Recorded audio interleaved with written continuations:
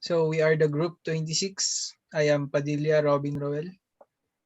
Lamigo Brian Ken. Pataw-taw Ricardo. I'm Lazaro Patrick Allen. And also Navarro Danjil. So here is our capstone project for Priestess Concrete Design. The concept of pre-stressed concrete has been around since the late 1800s, but its application was restricted by the nature of material available at that time.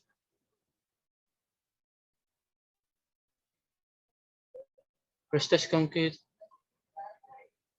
is a type of concrete which stress from internal loads is counteracted in the desired way during the service period.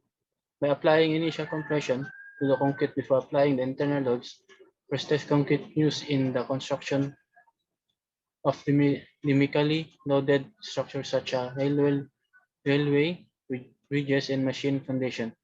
It can withstand higher stresses than standard earth reinforcement concrete structure, and it's crack-free and it has durability over a long period of time.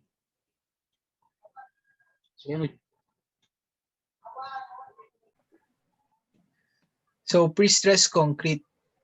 So pre-stressed concrete madalas siyang nagagamit kasi sa mga structure na super bigat kasi nga yung mga loads na napupunta doon talagang mabibigat talaga kasi may mga moving loads ganun plus yung dead load pa niya. So example nito ginagamit siya sa mga railway bridges.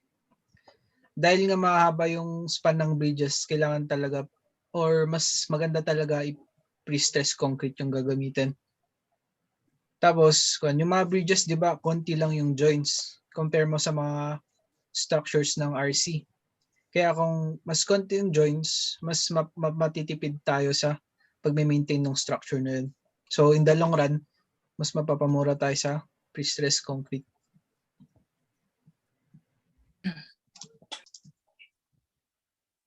So, girder bridges. So, ano ba ang girder bridges? So, these are the simple types in structure that consist of steel beams shaped to an I section or box section. So yung I na nakikita natin madalas, tsaka yung box section. So ito tinatawag na plate girder bridges or box girder bridges, where the deck slabs and the main girders work together to resist loads are called composite girder bridges, and bridges designed to resist loads with the main girders only are called non-composite girder bridges. So itong mga girder bridges daw dati kasi mas maliliit lang na bridge yung kaya ng girder bridges, pero as time goes by nagagamit na to madalas, kaya kahit yung mahabang bridges ginagawa na ring girder bridges para mas okay. At sabi dito in a beam or girder bridge, the beams themselves are the primary support for the deck and are responsible for transferring the load down to the foundation. So, optimal talaga yung may mga girders na bridges sa paggawa.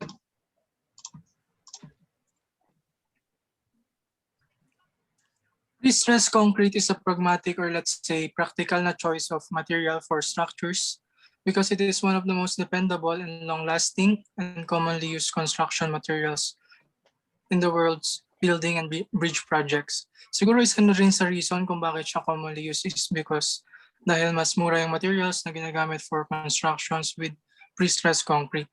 So it has contributed significantly to the building industry, precast manufacturing industry, and the cement industry as a whole. So pre-stressing can help minimize the amount of concrete used in a project kasi nga na-maximize ng pre-stress yung containing strength. Dahil dyan, less the amount of materials ang kailangan na bilhin and mas magani transport. Also, mas matagal yung longevity and service life ng pre-stressed concrete. Concrete is resistant to compressive stresses by nature, but it has a much lower resistance to strain. Dahil dyan, pwede kang magdagdag ng reinforcement to provide tensile power. It is necessary to use pre-stressed concrete since the reinforcement can be tensioned during manufacture or construction to apply a preliminary compression to certain sections of the concrete element that will be subject to tension when the element is mounted and in operation. It has led to an enormous array of structural applications, including buildings, bridges, foundations, parking garage, water towers, nuclear reactors, TV towers, and offshore drilling platforms. So this goes to show na commonly ginagamit ang pre-stressed concrete sa iba't ibang infrastructures. It also reduces the number of joints since post-tension slabs can span greater distances than reinforced construction of the same thickness. It allows for longer span lengths and more accessible, unencumbered floor space in facilities such as buildings and parking garage. So for the advantages,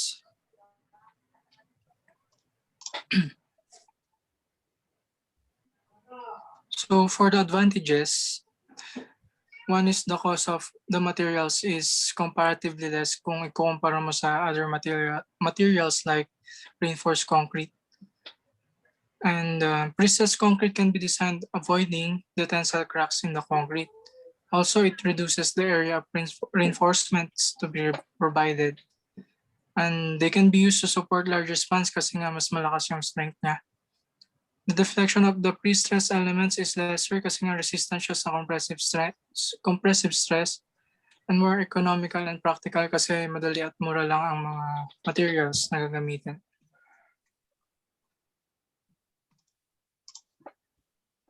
So the most appropriate type of pre-stressed member in our design is post-tension concrete. Why? Because the loadings that passing by in the bridge that causes into bending forces to which result in cracking or even failure of the member. So post-tensioning the concrete will help to clear up the problem by the form of tendons and cables, and which is also a method of reinforcing concrete.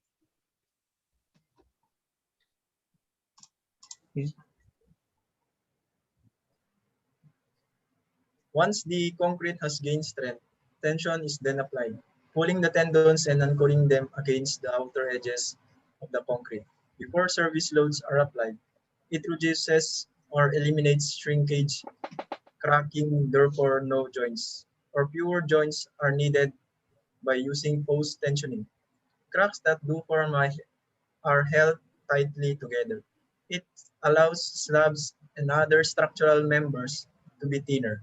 It allows to build slabs on expensive or soft soils.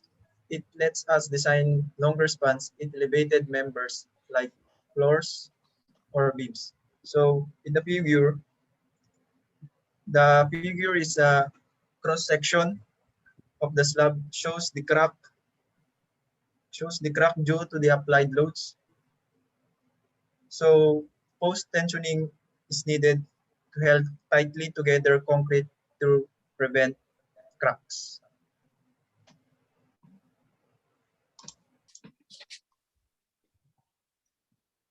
So for methodology, the deck is subdivided into theoretical live load design strips, tapos perpendicular yung live load sa supporting structural components. Yung strips is pwedeng interior or edge strips or rotational edge beam. The strips may also be longitudinal or transverse.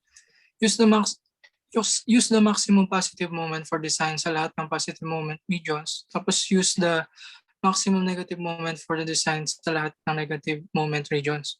For this kind of bridge, yung slabs like CIP slabs or stress wood deck, which are reinforced longitudinally and the span length is more than 15 feet, dapat i-check at i-apply yung provisions of AASHTO section 4.6.2.3.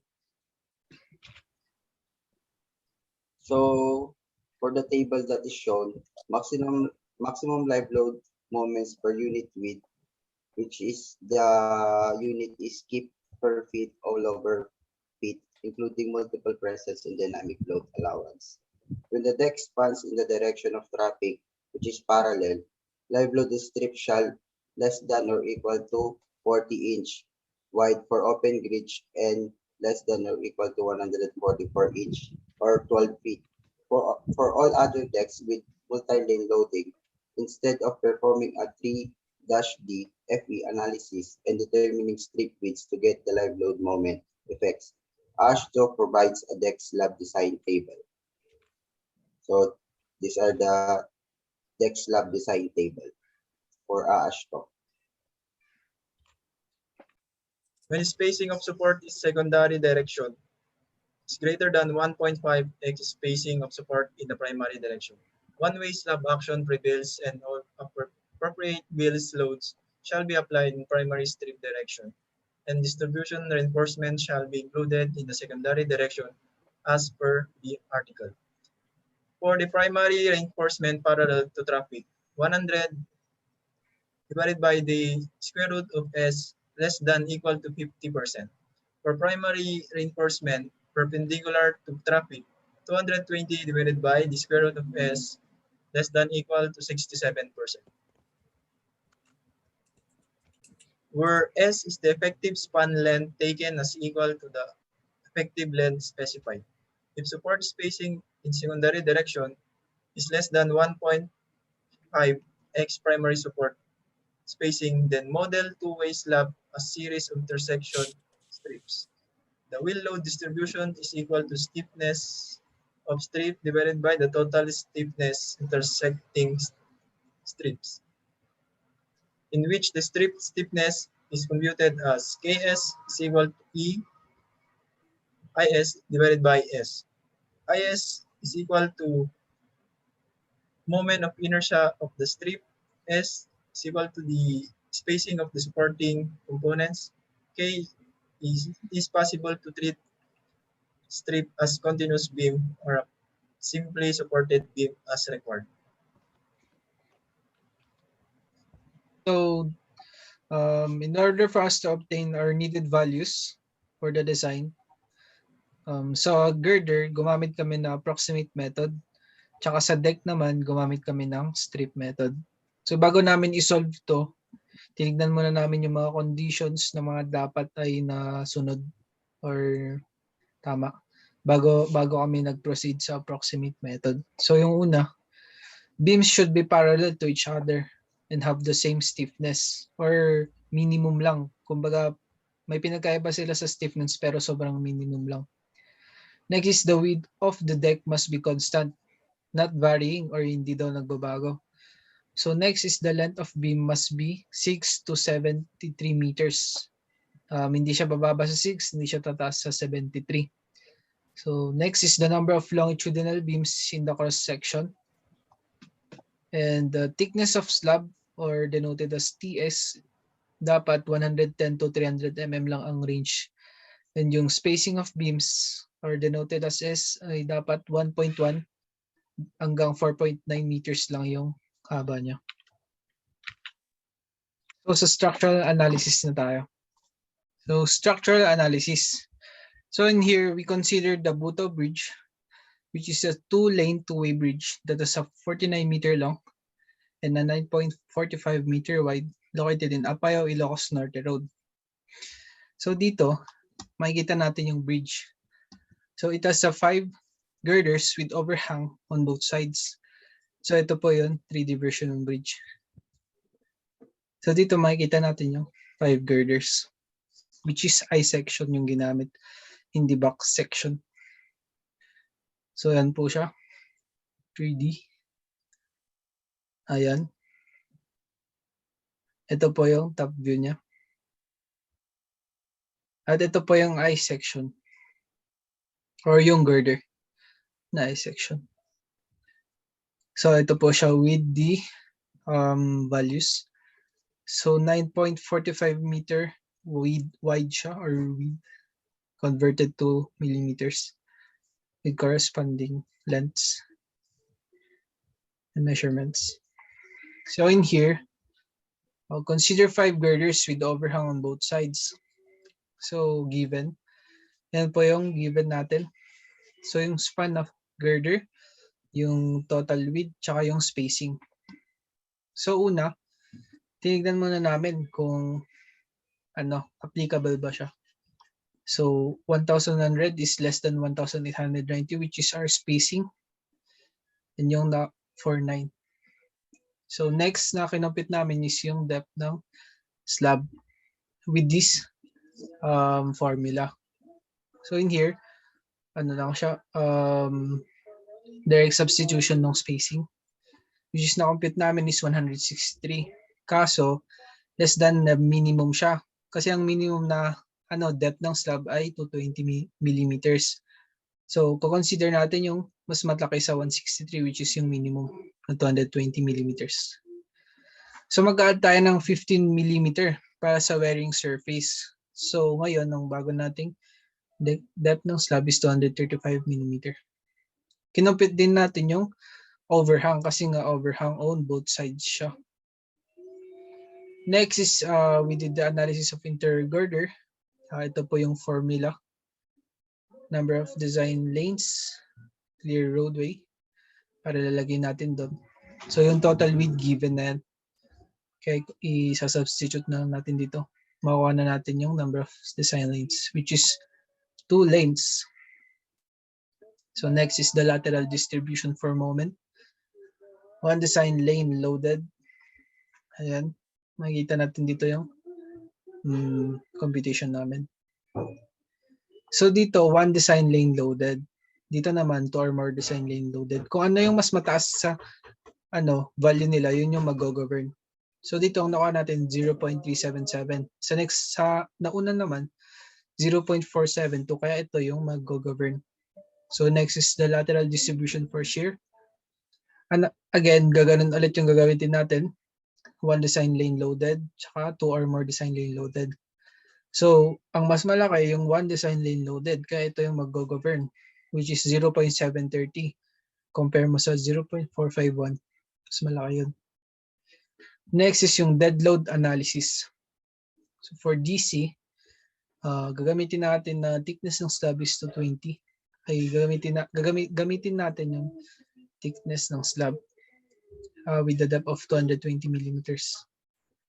So, dito po yung formula. Makuha natin ngayon is ito. Next, sinolve din namin to MDC tsaka yung shear. Moment and shear. Okay. Tapos na-compute na namin. Next is yung the dead load of future wearing surfaces. Which is, ito po yun. Yan. So, makuha natin dyan. 75 mm asphalt paving is 3.119 kilonewton per meter. And next is the computation of live load for maximum live load shear. Sa truck load, sa lane load, tsaka sa tandem load shear. So, yan po. Ayan. Yan po yung computation. So, next, kung ito daw, V-truck is greater than V-tandem. Ang sinasabi nito, yung truck load, yung magko-control doon. So, by using the HL93, ito po yung figure. Ito pang 4.45 yun po yung yun yung width. Next is ito po. Kinumpit namin yung reaction.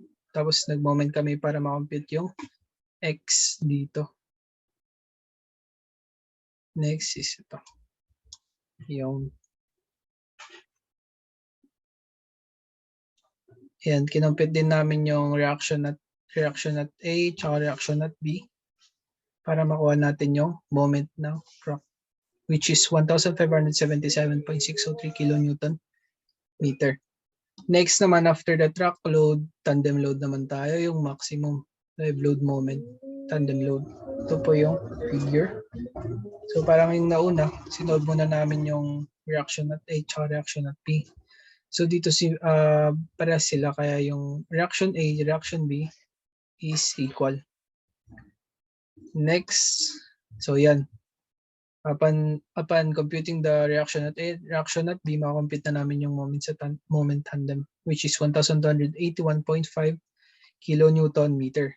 Next naman, after yung tandem, yung lane load naman. Maximum pa din siya, maximum live load, lane load.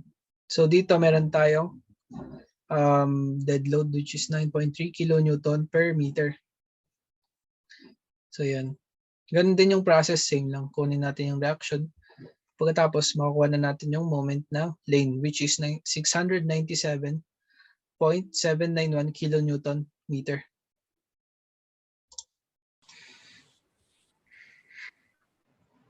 So, tungo naman tayo sa applying the impact values. So, sa moment, direct substitution lang siya. So, makuha natin yung value na 1,619.713 kN meter. Same lang siya sa shear. So, kung naman sa design service loads, naka-indicated dun yung formula. Formula based lang siya. Baba. So, makuha natin yung values na 970.304 kN meter. Sa shear design naman, makuha natin yung value na 158.417 kN. So, next is load combination for strength. Strength 1 to get the factored moment. So, direct sub ulit siya, formula base. Tapos, makuha natin na yung value na 3,580.883 kN. So, sa part 4 ng design ng capstone, design of girder of press-dress concrete. So, yung span ng girder is 24.5, tsaka yung MD, ML, BD, BL na nakuha kanina.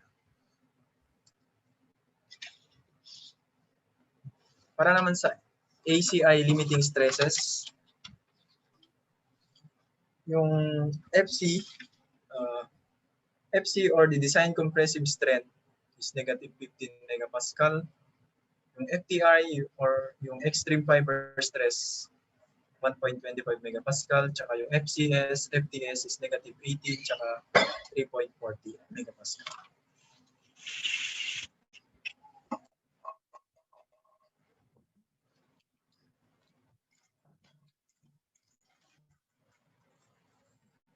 Sa procedural solution, the approximation of the height of the girder. So, yung length namin is 24.5 meters, so na-convert siya sa mm. So, yung nakuha namin is 1837.5. So, sasabihin na lang natin na 1,800 mm. Tsaka yung mag-assume kami sa base niya na 900 mm. Approximate weight of girder. So, sa approximate weight of girder, yung MO, yung makuha na value ay 701.71 kN.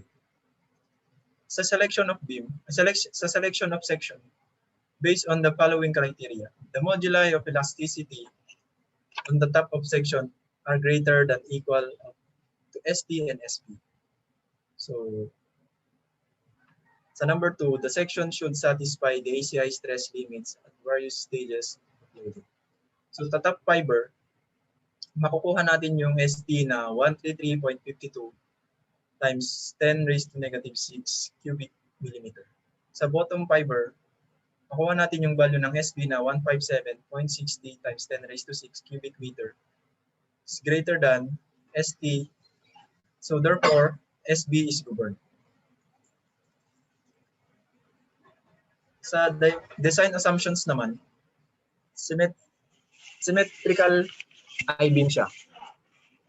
So, yung nakuha namin na H is 1,800 mm, tsaka yung base is 900, PW 0.25,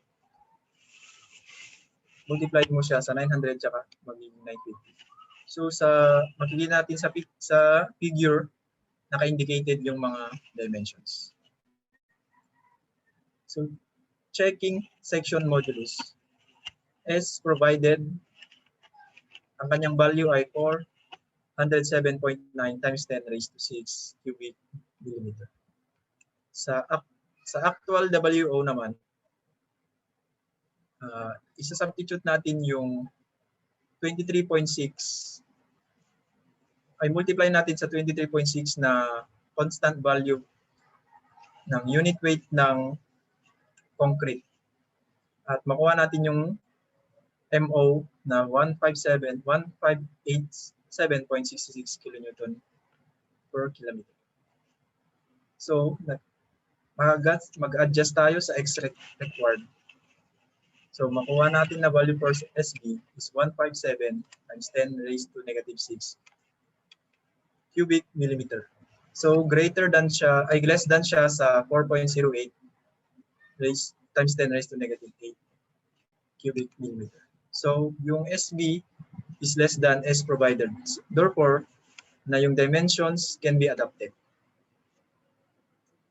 So sa centroidal stresses, FCCI, so direct sub T lang siya. Kaya makuha natin yung value na negative 6.88 megapascal. For initial pre-stressing force required, TI, so formula base, direct sub, tsaka yung AG pala, yung area ng gross area ng beam, ng girder beam. So makuha natin yung PI na negative 6,167.23 kilonewton compression. Permissible stress in pre-stressing tendons. So gumamit kami ng grade 1,860 for post-tension beam and from the AASHTO stress limits for the pre-stressing tendons under low relaxation strand for general post-tensioning after transfer FPI allowed na 0.7 tapos yung FPU 0.7 multiply natin siya sa grade na 1,860 equal siya sa 1,302 megapascal. So tungo naman tayo sa area of stressing tendon or APS required. So substitute natin yung mga values na nakuha kanina. Tapos yung value ay 4,736.74 square millimeter. So for strander cables, 15 mm diameter, up APS per strand is equal to 140 cubic millimeter. So yung makuha namin na N is divide natin siya sa APS required tapos APS per strand. So yung N is 4,736.74 divided by the 140 na nakuha kanina. So N is equal to 34 pieces, 15 mm diameter. Therefore, provide 3 tendons of 12 strands each. Approximate eccentricity of tendons. So, naka-indicated siya na EM. So, direct sub, formula base. So, EM is 795.28 mm. Let the maximum eccentricity at midsection EM is equal to 500 para masatisfy yung ACI stress limits natin. So, check natin yung stress at the top and bottom fibers. So yung value ng F1 is 0.67 megapascal. It's less than FTI. Na FTI is equal to 1.25 megapascal na naka-indicated kanina. So okay siya. So yung F2 is equal to negative 14.43 less than FCI. So therefore okay siya.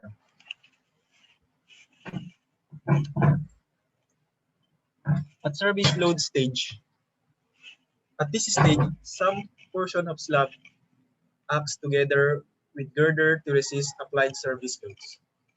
Area of section is equal to the area of the girder plus effective slab portion. So effective slab portion with BE, so naka-indicated siya na BE, direct sub natin siya. Tapos makuha natin yung value ng BE na 986 mm. So area of section, nakuha natin yung mga values na yan gamit yung symmetrical beam na nakapakita sa paper. So yung area of section is 180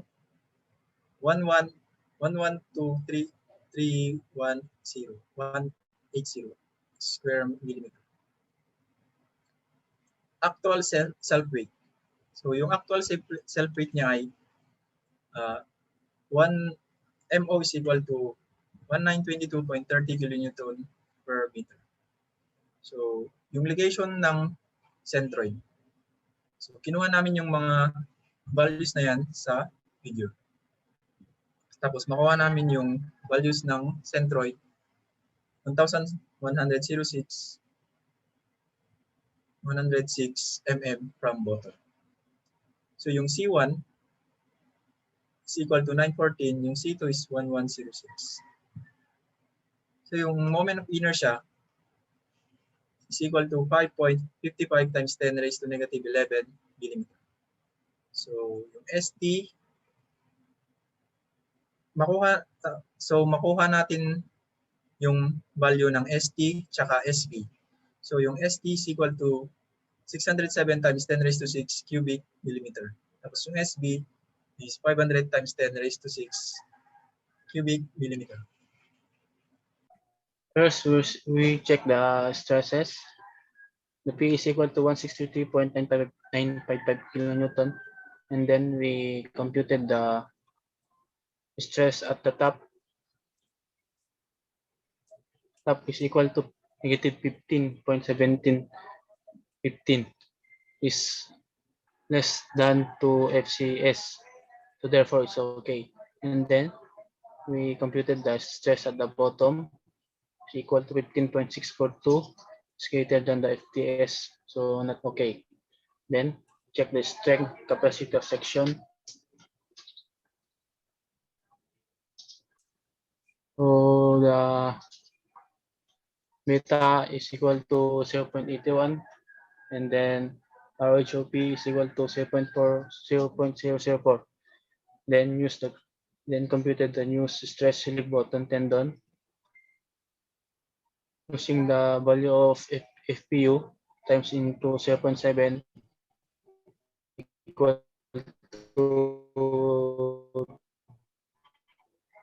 1260 MPa. Then we computed 6 MPa. Then check if A is equal to HF.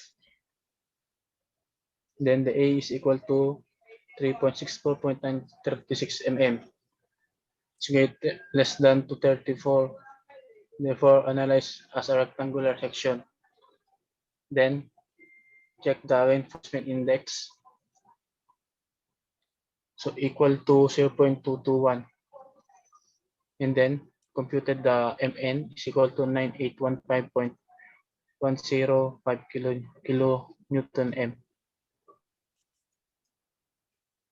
Then the mu for strength design is equal to 5565.458 KNM.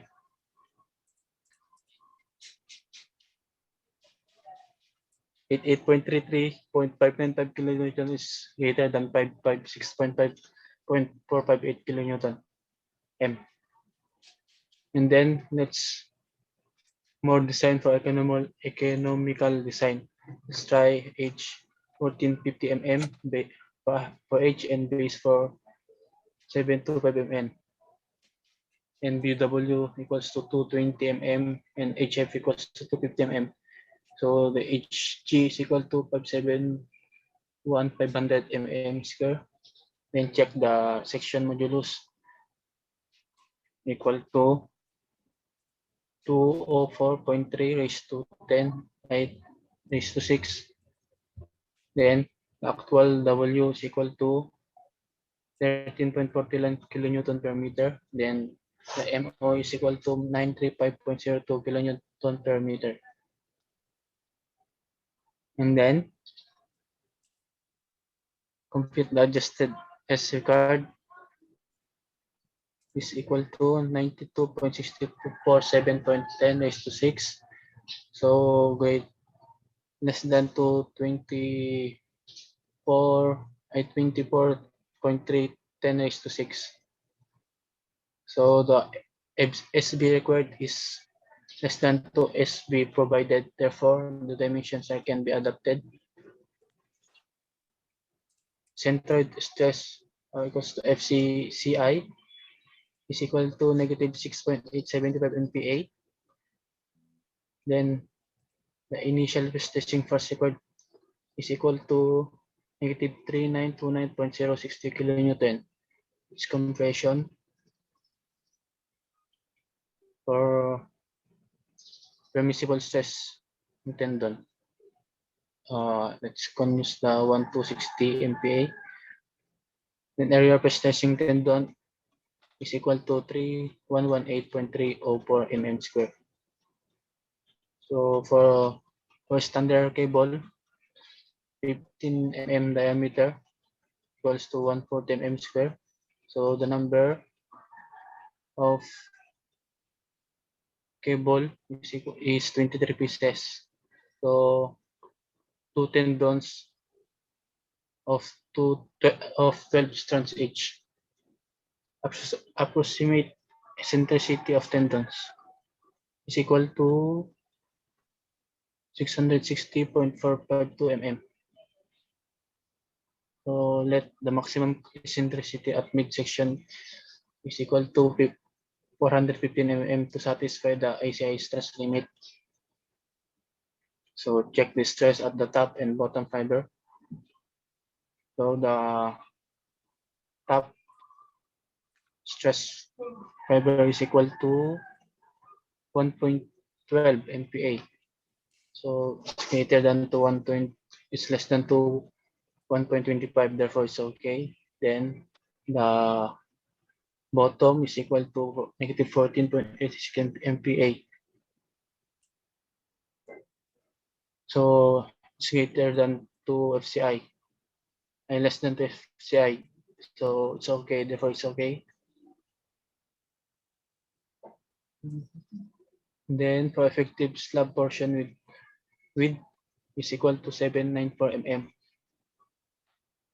And the area section is equal to 746,180 mm square. And its actual weight is 17,608 kilonewton per meter, and moment is equal to 1321.50 kilonewton per meter. And for the centroid is equal to 920.4 mm, and another is 744.3 mm. Then for the inertia is equal to 2.42 raised to 11 mm raised to 4. Then check the point stresses. So P is equal to 3339.70 kilonewton. And check the top stress fiber is equal to negative 19.83. It's greater than 2 FCS, therefore not okay. For the bottom is equal to 14.14 MPa. It's greater than 2 FTS. So check the strength capacitor section.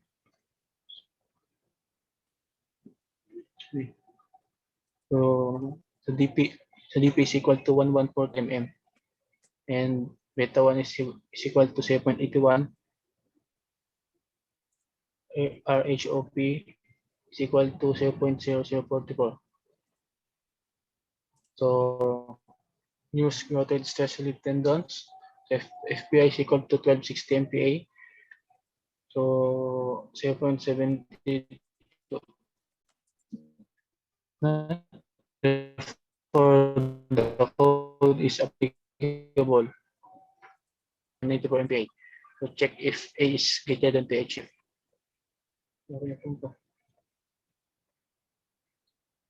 HF. So A is equal to 324.46 mm.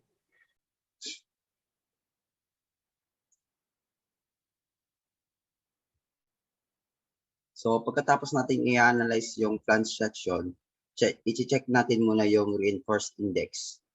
So, dito yung formula. Makukuha natin yung value ng reinforced index, which is 0.368. Yan. So, pagkatapos natin makuha yung value ng RI, i-determine natin yung value ng 0.36 beta 1, which give us a value of negative 0.292. RI is less than 0.36 beta 1, therefore, failure in tension. So, pagkatapos nating ma-determine siya, i-compute na natin yung A. Makukuha natin yung value ng A na 495.388. Itong value ng A at C, magagamit natin to para makuha natin yung MN. So, yung value natin ng MN is 5172.74. Pagkatapos natin makuha yung value ng MN, susunod natin yung MU for strength 1 design, which is equals to 339.70 kilonewton meter. 339.70 kilonewton meter is less than 5172.74 kilonewton meter. So therefore, the section is adequate, but the stress at bottom service load exceeded the ACI stress limit.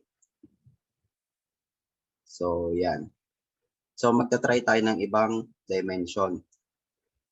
Given the H is equal to 1600 mm, B equals to 800 mm, BW equals to 220 mm, and HF is equals to 260 mm.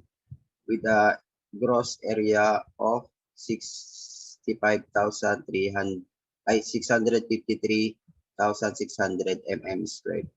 So, i-check natin yung section modulus. Upon checking section modulus, with the same procedure, and by solving adjusted as required, which gave us a value of 127.71 times 10 raised to 6 mm cube. So, ano doon? Is less than 265.23 times 10 raised to 6 mm cube. Therefore, the dimension can be considered. So,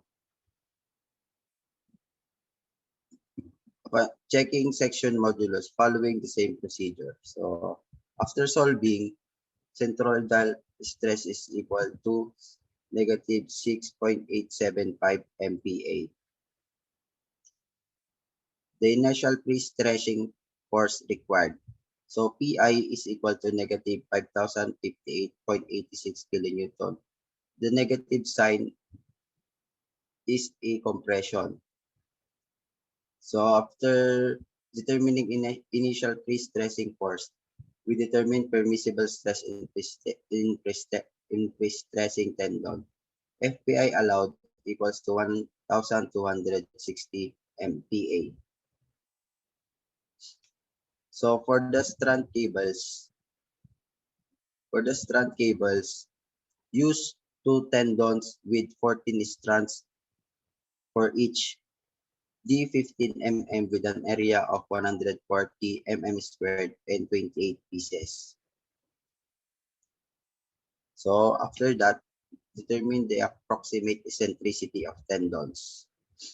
So after we determine the maximum eccentricity at midsection, check for stresses at the top and bottom fibers. So stress at top is equals to 1.2 MPa, and stress at bottom is equal to negative 14.43 MPa. This gives us a conclusion of 1.2 MPa is less than FTI. So it is okay. And after that, service load stage BE is equal to 894 mm. area of section equals to 850,280 mm squared. The actual weight is equal to 20.07 kilonewton meter. MO is equal to 1391.12 kilonewton meter. Location of centroid is equal to 1010.5 mm from the bottom. So check for the stress. PE is equals to 4,300.031 kilonewton, and the stress at top is less than FCS. Therefore, it is okay. And the stress at bottom is less than FTS. Therefore, it is also okay. So for the check strength capacity of section, use grouted stress relief tendon because 0.7 FPU is greater than 0.5 FPU. Therefore, the code is applicable, which give us a value of FPS equal to 1674.94 MPa, and check if it is a greater than HF. If it is greater than, then analyze it as a flange section. So checking reinforcement index. So checking reinforcement index with a value of Ri0, which is equals to 0.221, and it is less than 0.36 beta 1. Therefore, the tension is failure. Compute for the value of A to determine the value of PMN, which gave us a value of 5172.74 kilonewton meter. And MU for strength 1 design. So MU for strength 1 design is less than 5172.74 kilonewton meter. Therefore, the section is adequate, so better use this. So let's go on the reinforcement concrete. We have a given value of MU equals to 4679.68 kilonewton meter, CC equals to 40 millimeter, and DS equals to 10 millimeter. FC prime is equals to 28 MPa, and Fy is equals to 415 MPa. So these are the dimension given. Let's try a area S is equal to 24D 32 mm with the 2 layers, and AS prime is equal to 12D 32 mm 1 layer with the given diameter of 777 mm, and D prime is equal to 94.5 mm. So after we have the given values, we solve for the B1, which gave us a value of 0.85. And after we solve B1, let's solve for Pmax. Pmax is equal to 0.85 B1 times FC prime minus Fy times 0.003 all over 0.07. This gives us a value of Pmax equal to 0.02089.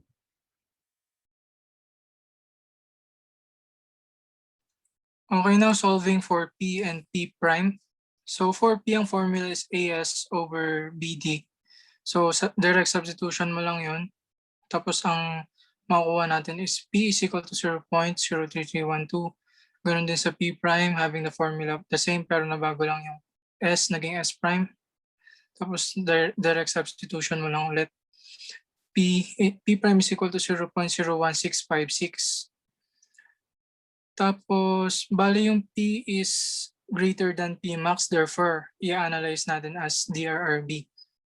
Now, let us solve naman for PEEY, having the formula, this formula, and we just need to direct substitution sa mga values na nakuha natin previously. Tapos, ang nakuha natin is 0.03579 for PEY. PEY is greater than P, therefore Fs prime is less than Fy, therefore case B. So next natin i-solve is yung Fs prime. Meron din siyang formula base lang din ang pag-solve sa kanya. Direct substitution lang. Ang makukuha natin is 476.55 megapascal. Mas malaki siya sa 415 megapascal. That's 415 megapascal. Therefore, we're gonna use Fs prime 450 megapascal kasi yung mag-govern dito is yung maliit na value. So now solving for PB, ganun din. Formula based lang din siya, direct substitution. Makukuha natin yung PB. PB is greater than P and Fs is equal to Fy, therefore case 1B. Now ang gagawin natin is magsasummation tayo ng horizontal forces. Ganun din. Tapos mag-end up tayo makukuha nating value for C and A. Ang C is 276.66 mm. Tapos yung C na nakuha nating value, substitute lang natin, makuha natin yung A na 235.16 mm. Next, i-solve ulit natin yung Fs. Makuha ulit natin yung value niya, 395.1 megapascal. Tapos, lastly, yung Mu, i-substitute mo lang ulit yung formula, yung value sa formula, tapos makuha natin yung Mu. Tapos yung value na nakuha natin is 4,833.15 kilonewton meter.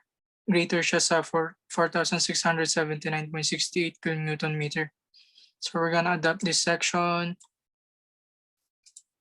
The next thing to solve is the stirrups. Having the formula mu is equal to WL squared over 8. Substitute mo lang din yung value sa given. Makuha natin yung W is equal to 64.423 kilonewton meter over. Okay.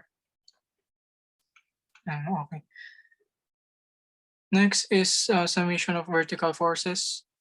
Para makuha natin yung reaction ng B, kuhanin lang natin, tapos makuha natin yung reaction for B, 850.431 kilonewton. So, next yan yung free body diagram niya. Next thing to solve is yung VVC. Ganun din, meron tayong given na VU is equal to 890.95 kilonewton. Yung formula for VC, substitute lang natin siya sa formula ng VVC. Makuha natin yung value, 393.16 kilonewton. Next thing, ganun din yung VVS naman para i-equate lang natin.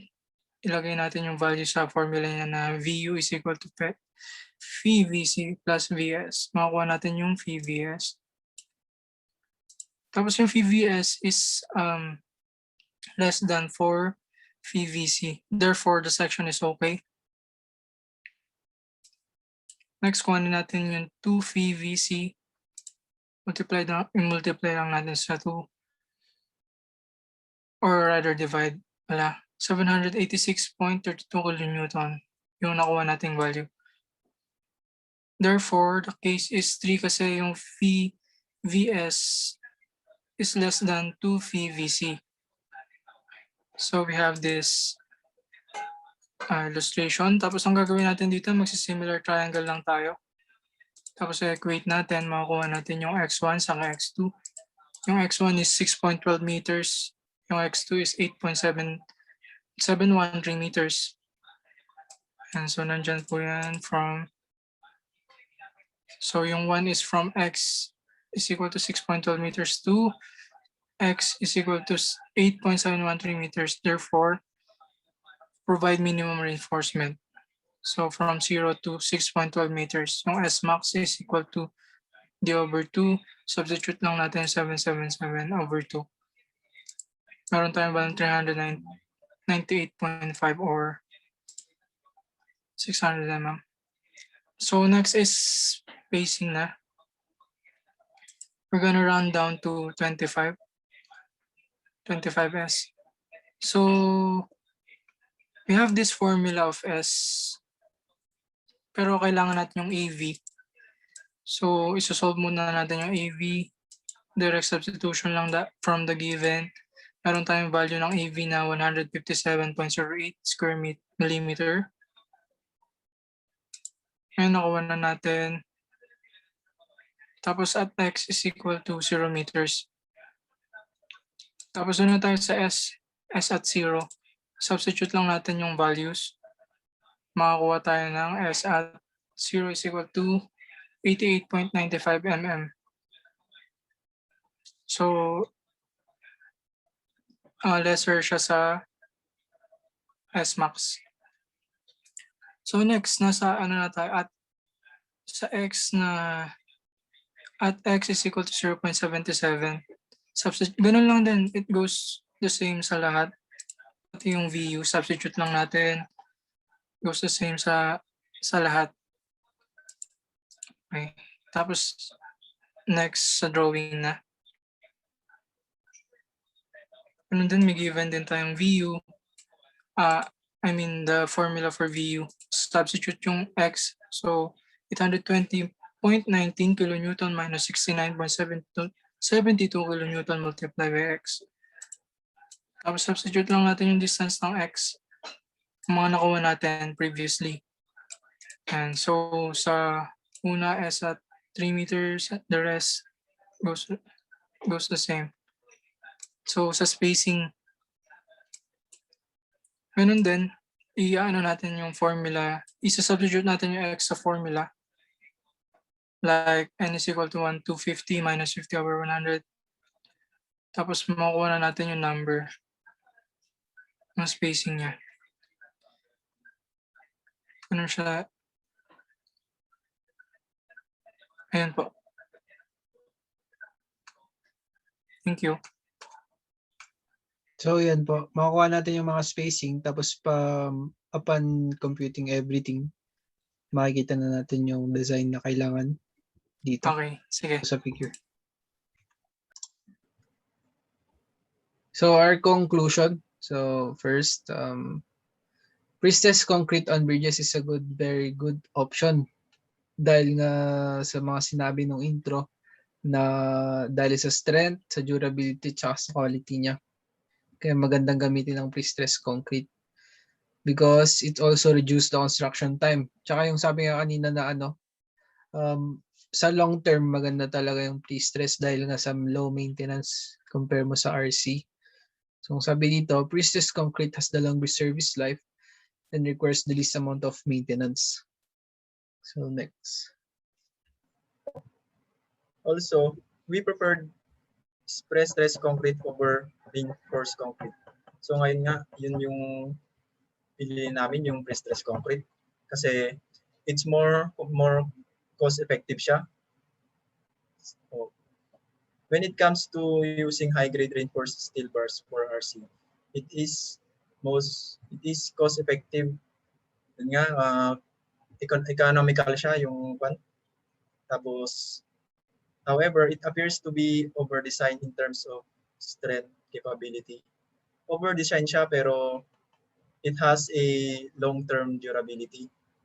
Yun yung kagandahan ng pre-stress of the structure. And it will be used as a buffer so the bridge will last long for more, because later on new buildings will be built and more people will buy vehicles, causing traffic congestions on the roads and bridges. So in general, influence lines are useful analysis tool that could be used to develop design shear and moment envelopes, which can be used as a quick reference to determine the maximum shear and moment, and that each section of structural element of bridge structure undertook as the loads moved across its length. So the dead loads considered in this include the self-weight pre-stress, eye girders, concrete deck and pavement material, and the live load include truck load and lane load.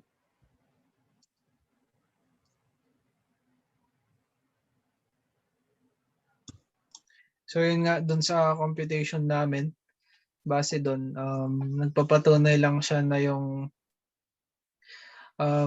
post-tensioning ng concrete or yung paggamit ng pre-stress, masosolve na yung mga issues na katulad ng mga cracks or failure kasi nga yung mga bridge kadalasan dinadaanan ng mabibigat na loads which causes the tensile stresses. So dun sa computation namin makikita na maaari niyang ma-fix yung mga problemang to sa form ng mga tendons, cables. Itong mga cables na to yun yung nagpapastrengthen sa concrete. So it also reduces shrinkage cracking and nagre-require siya ng lesser joints. And since cracks do form are kept tightly together by post-tensioning, slabs and other structural members may be thinner. So economical nga siya. So yun po ang aming capstone project. So we are the group 26 capstone project. So thank you po sa lahat ng tinuro nyo sa amin, Mr. or Sir Engineer De Matera. Thank you, sir. Marami pa kaming natutunan. Thank you, sir. So yun po.